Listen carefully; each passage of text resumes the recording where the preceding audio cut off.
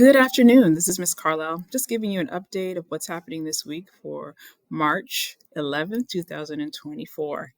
In our English Language Arts class, we have an essential question, and our question is this: how does understanding the past build our trust in God?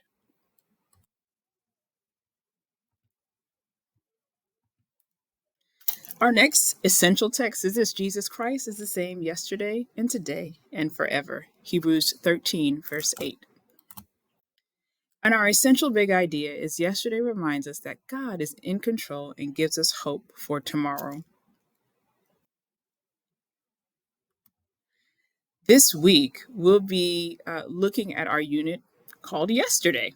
It seems fitting to look at the past and to look at it and say, hey, how's God worked in our lives?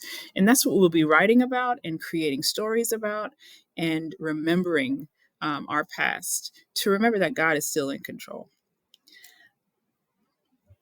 We also want to let you know about the announcements.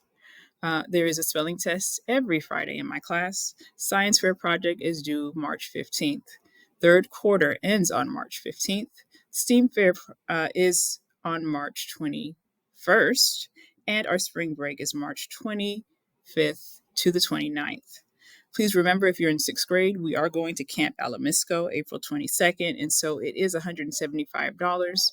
We do ask that half of your payment is given in order for us to make sure we have secure spots, to make sure we're there, and then the rest can be paid before we go.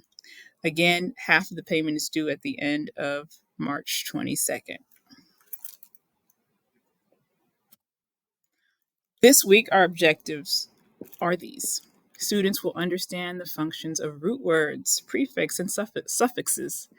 We'll create new words by adding prefix and suffixes to root words. Increase our vocabulary understanding by applying prefix and suffix knowledge. Students will analyze and identify metaphors, simile, alliteration, onomatopoeia, personification, hyperbole, and idiom.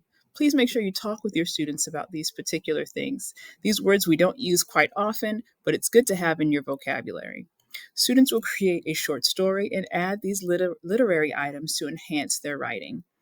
We do personification quite often. We do onomatopoeias quite often, but we just don't use those words. We use alliteration quite often, and hyperbole.